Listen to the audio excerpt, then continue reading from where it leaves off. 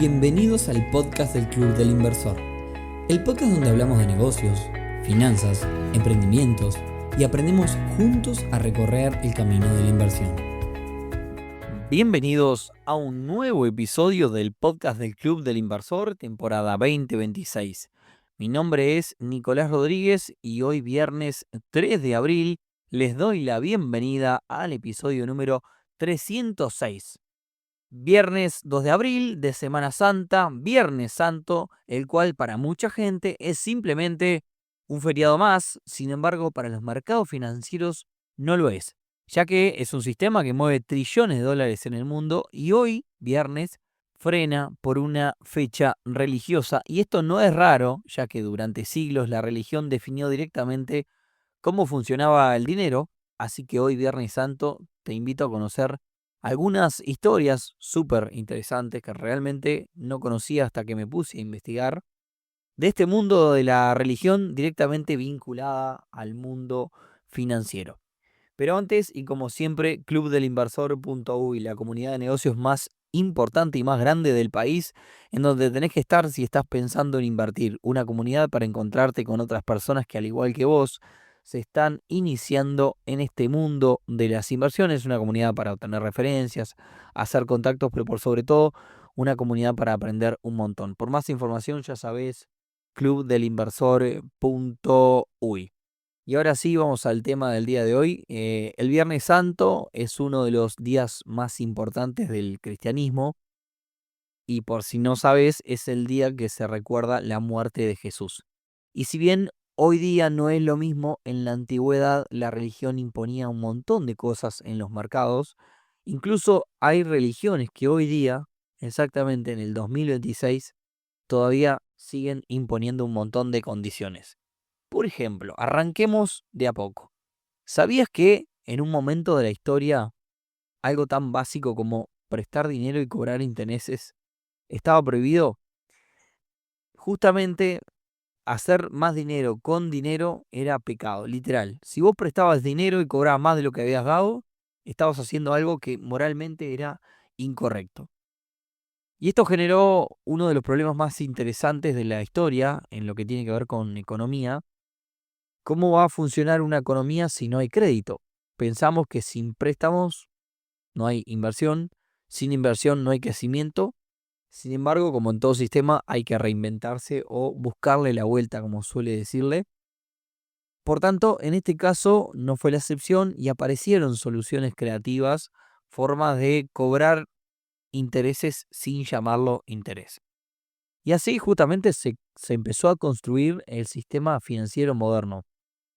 Como te decía, esto tampoco es algo solamente del pasado. Hoy, en pleno 2026, hay sistemas financieros enteros que siguen funcionando sin interés. Bancos, instrumentos, inversores, todo operando bajo reglas completamente distintas a las que estamos habituados.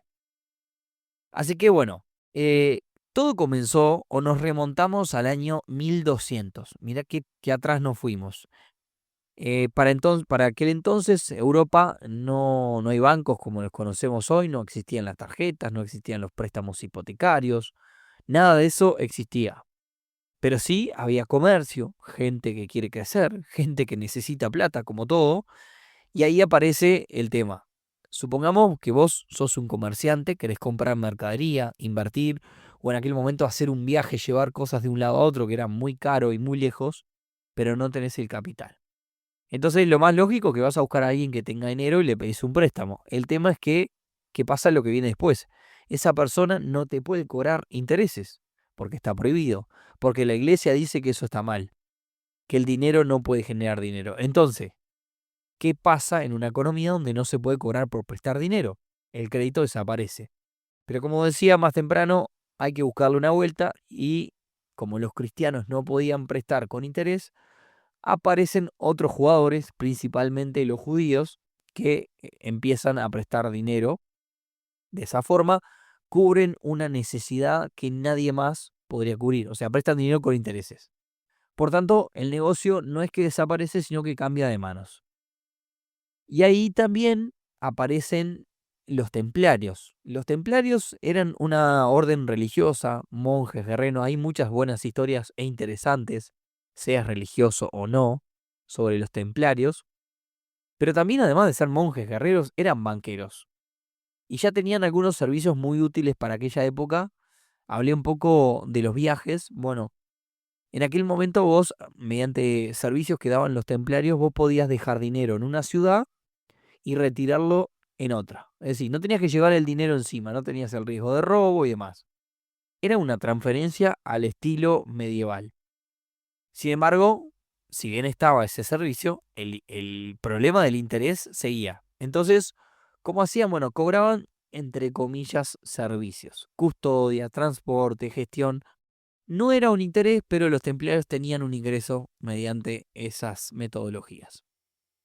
Pero bueno, no todo estaba solucionado. La realidad es que el crédito, por momentos, el que existía, era abusivo. Entonces aparece otra solución. Avanzamos ya hacia el siglo XV en Italia. Un grupo de religiosos, y justamente destaco eso, religiosos, dice, esto no puede seguir así, la gente necesita crédito, pero no está bueno que caigan en manos de usureros. Entonces crean algo que se llamó en aquel momento los Montes de Piedad. ¿Qué hacían? Bueno, te prestaban dinero, dejabas un objeto en garantía, no te cobraban interés, solo te cobraban una comisión mínima. Y si no pagabas, se vendía el objeto. Date cuenta que esto marca los inicios del sistema financiero actual, ¿no? De los préstamos con una garantía detrás. Y esto nos lleva al siguiente paso de esta historia. Seguimos en Italia, en la ciudad de Florencia, que en aquel momento no era solo un centro cultural, sino también un centro financiero, y ahí aparecen los Medici. Ustedes imagínense esto, un comerciante importante de la época, tiene negocios en distintas ciudades, necesita mover dinero, necesita financiar operaciones, necesita crecer, y va a ver a los Medici, pero un contexto en el que el interés todavía sigue siendo pecado. Entonces, ¿cómo hacen los Medici para construir justamente un imperio financiero sin cobrar interés? Bueno, los Medici no rompieron la regla, la rodearon. Vamos a ejemplos concretos. Los Medici no te cobraban interés, sino que te cobraban un regalo, entre comillas, ¿no? No era un préstamo, sino que era una participación, también entre comillas. No era interés, sino que era diferencia de tipo de cambio, ¿no? Alrededor del préstamo le pusieron un montón de, no sé, juguetes, le llamaría yo, para no caer en el pecado, ¿no? Y acá aparece uno de los inventos más importantes de la historia financiera, que es la letra de cambio. Si vos estabas en Florencia y querías enviar dinero a París, en vez de mandar oro, ibas al banco, el banco te daba un documento y ese documento se cobraba en París. Y la clave del asunto era que el tipo de cambio incluía la ganancia del banco. No era interés, pero bueno, funcionaba como un interés. Resultado, los Medici empezaron a crecer, abrían sucursales en distintas ciudades, financiaban comerciantes, financiaban gobiernos, incluso financiaban al papado, a la misma institución que prohibía el interés. Pero bueno, los Medici también prestaban mucho dinero a reyes y los reyes no siempre pagaban, te financiaban guerras, te financiaban expansión, pero si perdías, no pagabas y eso también terminó afectando al banco. Y con todo esto vos dirás, bueno, pero esto es la Edad Media, hoy ya está todo resuelto, pero no.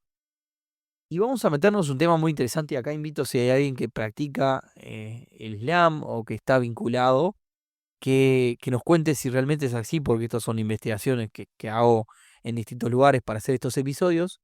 La cuestión es que en el Islam existe un concepto que se llama riba. Básicamente significa, vos no podés ganar dinero a partir del dinero, no podés prestar 100 y cobrar 110. Eso está prohibido. Entonces, ¿qué hacen? Bueno, vamos a verlo con distintos ejemplos de cómo, así como los Medici rodeaban la norma, cómo le encuentran también la vuelta para al final del día no caer en algo que su religión no se los permite. Por ejemplo, al comprar una casa en un banco tradicional, vos querés comprar una casa, el banco te presta el dinero, pagás un interés, una hipoteca y listo. En un sistema islámico, el banco compra la casa y después te la vende más cara y en cuotas. No hay interés, sino que termina siendo un margen de utilidad.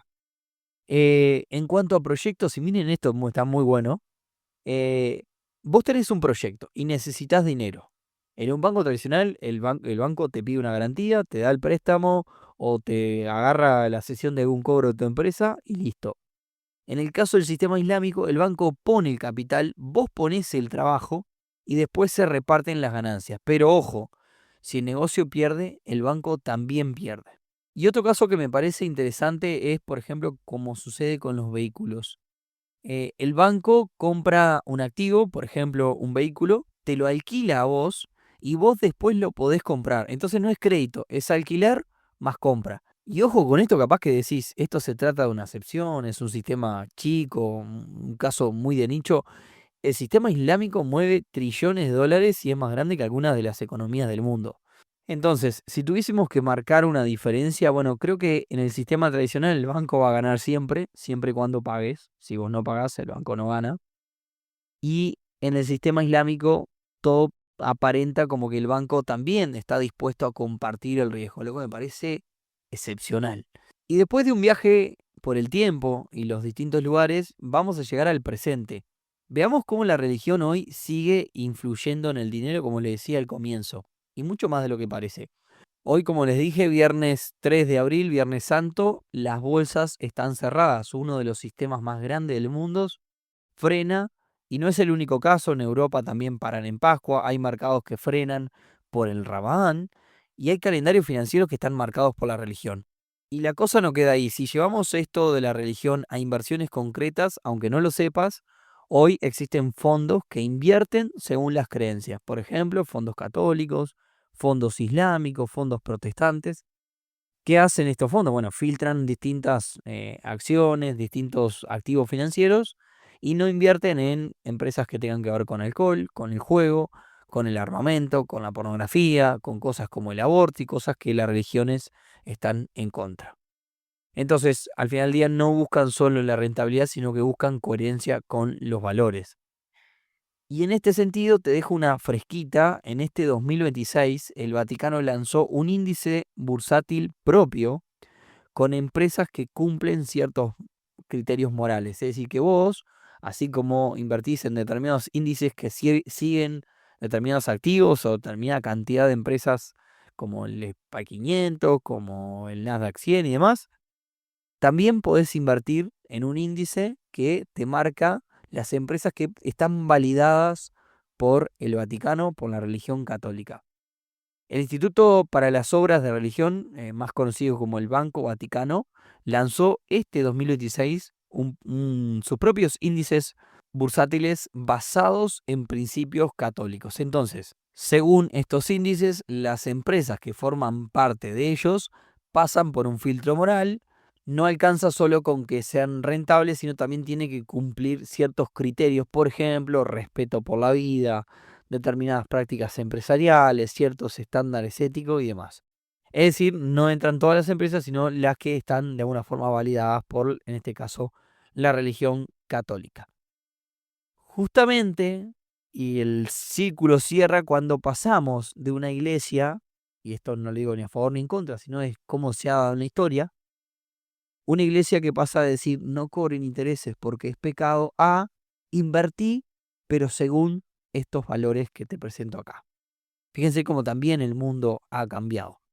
Entonces, esto significa básicamente que la religión, y es un poco el mensaje que quería llegar en este episodio, está dentro y también ayuda a regir a todo el sistema financiero, lo diseña en ciertos aspectos. Y antes de cerrar, si te gustó el tema islámico, que seguramente te debe haber dado curiosidad, como me la dio a mí también, podés buscar bonos islámicos, los sukuk, bancos islámicos y fondos halal, con H. Te dejo esos datos. Y ahora sí, volvemos al principio, hoy Viernes Santo, y para ir acorde en medio de todo este análisis financiero, inversión, mercados y más, fíjense que al final del día terminamos hablando de algo mucho más profundo, valores, creencias, reglas, y cómo en base a ellas también fueron cambiando el mercado. Entonces la pregunta no es solo en qué estás invirtiendo, sino bajo qué reglas estás jugando. Y con esto cerramos un episodio cortito, probablemente muchos de ustedes estarán de vacaciones, así que Esperemos que estén disfrutando. Y bueno, si consideran, si aplica, les deseamos unas felices Pascuas. Y como siempre nos encontramos el próximo viernes en un nuevo episodio del podcast del Club del Inversor. Buen fin de semana para todos. Chau, chau.